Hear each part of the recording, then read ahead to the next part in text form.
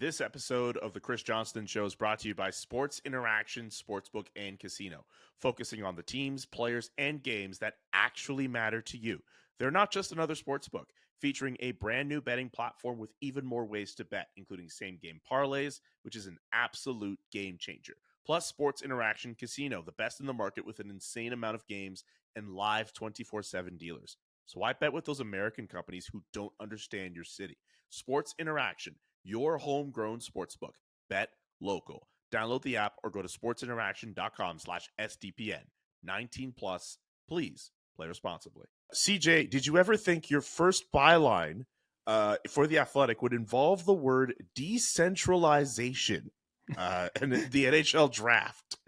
No, I mean, if you had have gone back to last Friday or whatever it was when I signed my contract and they had said, "What's your first story?" that wouldn't have been on my radar. And frankly, this whole story, for anyone that's just catching up on it, has kind of come about, I think, almost organically from the teams to the league.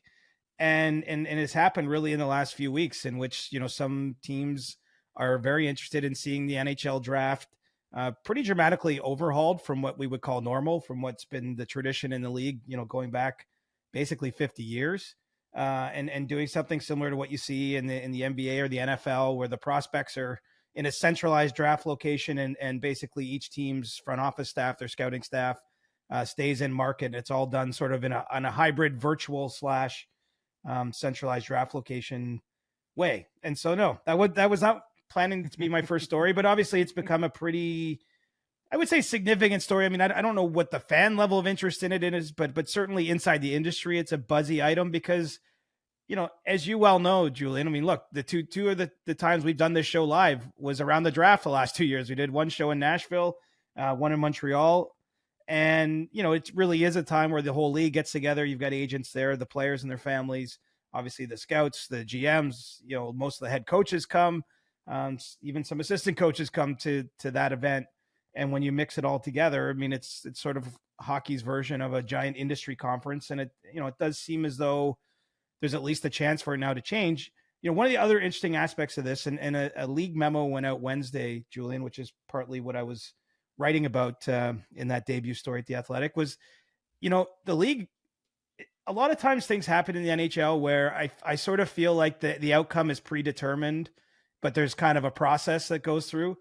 I'm not sure the outcome this time is predetermined. I really believe that the NHL head office wants to hear from teams, wants to see, how they feel about this kind of change. I don't think, for example, Sutton Lizow, Gary Bettman, and Bill Daly, Colin Campbell, the top people at the NHL, sat around and said, "Hey, we got to change the draft."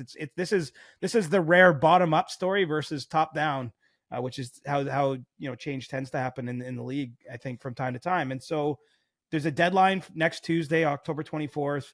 Each team gets one vote, so to speak, or one ballot. I don't think it's truly it's not like an election here, new draft, old draft, but I think, certainly the league wants teams to have internal conversations between obviously their presidents, their ownership, their hockey ops staff, maybe even their marketing departments, because the draft is a big marketing event too. And, basically come back, Anaheim's got to say yes or no to a change, Boston, Columbus, Carolina, Toronto, Montreal, every team's going to make a vote. And then I think if there's a strong enough support, we're going to see a pretty big change to the draft, which is going to dent your social time, because I know you're the king of the late nights at the draft, my friend. Well, I mean, I could probably use the rest in hindsight. Yeah, I have been known to kind of run myself dry that week. In all seriousness, though, like I've been trying to picture it in my mind, and you're right. They are trying to. They're thinking of having it look like what the NFL has it and what the NBA has it as well. But one other thing I didn't account for, and I discovered this reading your piece. I just sort of assumed, whenever the draft happens, it's sort of assumed that it's going to happen at the arena that the host team normally plays for. But as you've written in your article, the T-Mobile Arena has like a UFC event in late June, and it doesn't appear as if there's like a specific like home site for the Vegas draft. And that's why we've heard rumors of, hey, maybe they'll have it in the Sphere. It's something that just didn't click in my mind. I thought they were just trying to be adventurous when those rumors of the Sphere was going on. I didn't know that they're still kind of looking for a spot, right? Like I there was a part of me that just kind of wondered, well, how much of this also plays into that too with regards to this story in terms of finding locations. Well, I think it's an element of it. Basically, what you're getting at here, the 2024 draft, which is going to be June 28th and 29th, doesn't have a home right now. No. And we've long suspected it was going to be Vegas. Vegas was, I mean, originally, if you go back 6-8 months, I think that the league wanted to have it in Vegas. I think they wanted to have it at T-Mobile Arena. That's since changed. You know, the UFC had some contractual agreements, and so they were able to take those dates instead.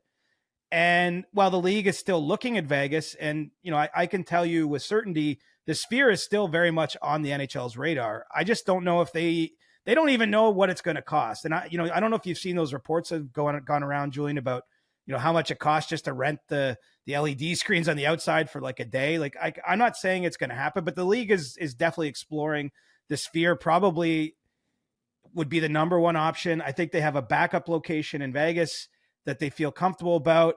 I've actually heard too that there's 2 other cities in addition to Vegas that have backup options for the league. I've heard one of them could be Montreal actually. And so I think the point is there are places to take the 2024 draft. I don't actually think we need to worry about that one so much. I can't tell you where it's going to be. Obviously the people in charge of making those decisions don't yet know where it's going to be. But certainly I think that there are places that they could in a pretty short order, get all the hotel bookings and do everything they need and have the draft in June, at the end of June, in one of those places. Really, the discussion that's happening now is probably for 2025. Now, it's not to say that that's the weird part. In the league memo, they did leave open a small crack that said, hey, that we could use this right away starting this year.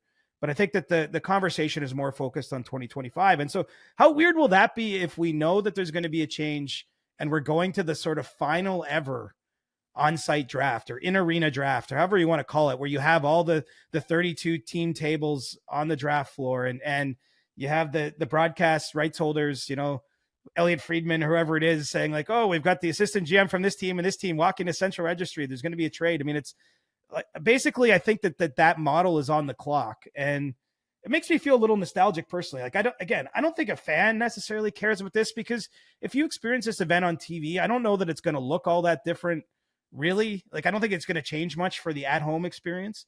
But on the ground, certainly it's different. And I think I've been to, 15 drafts or something in my day, maybe even a bit more than that.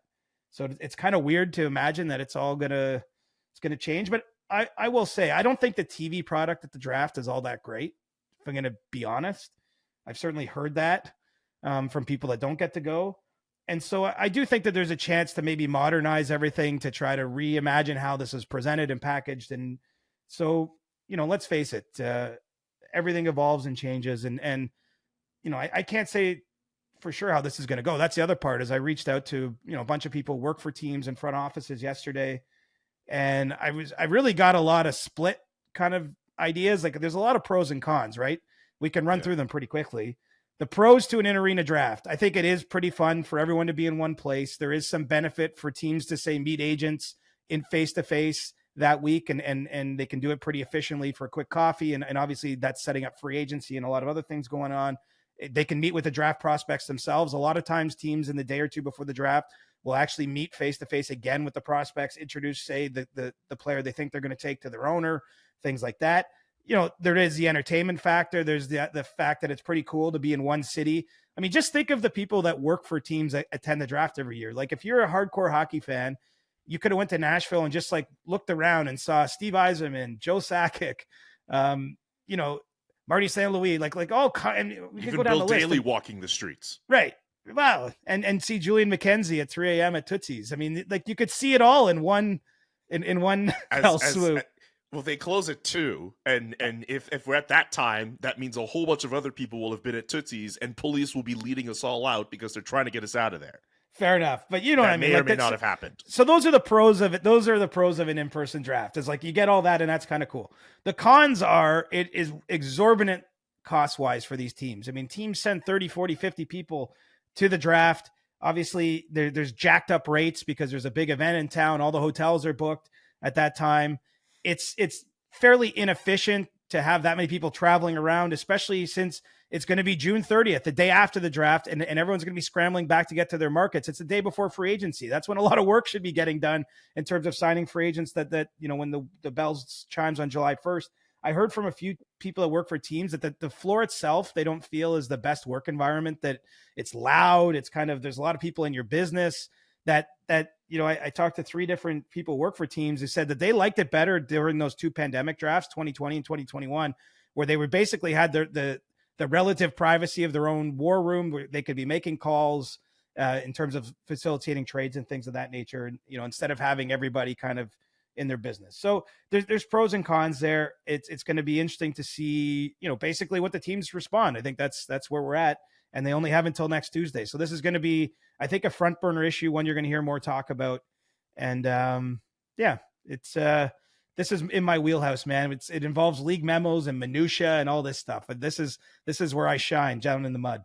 What about prospects? Like, I mean, if I'm a prospect, like, what if it's going to go to this route where it's going to look like the NBA or the NFL? What's stopping a prospect from saying, well, you know what, like, if I only get to I guess some would still want to go to that venue, but if it's not going to have as many people there, what's stopping me from just staying home?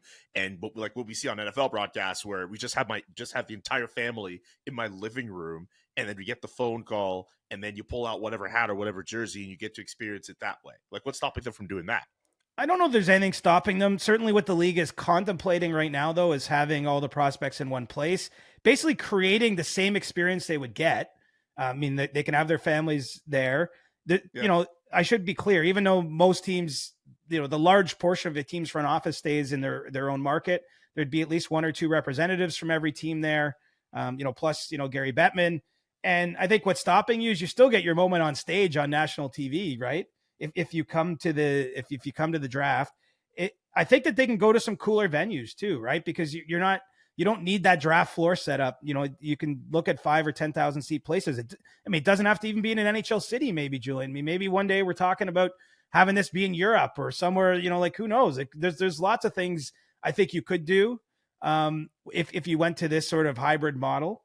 And, so you still get called to the stage. You get to shake the commissioner's hand. There would be a representative from the team there to probably hand you a jersey and a hat, and you get your photo op, and then you do your media on site, and then you probably fly to the city, within a day or so of when you got drafted. I don't think that actually, to me, that experience isn't, I'm guessing, look, I've never been drafted, but I don't think that's that much worse or different than what a player would get now. You're still realizing your dream. You still get, especially if you're a top prospect going in the first round, you still get kind of your 10 minutes in the sun there. And, and you get all the hustle bustle that comes after being drafted, the interviews, the broadcast rights, the in-house stuff. So I think from the prospect end, it would work well. I have to tell you, just my gut feeling, I think this is where we're going to this model. Just the idea of sending like 50 people from 32 teams to one city is, again, as cool as it's been. And I know this is part of this other part, right? This is unique. This is unique to the NHL. Like, the other drafts don't happen this way. This is one thing I think that works pretty well, and that, has been sort of part of NHL history, but it's not the most efficient use of money and resources, if we're being honest, time as well.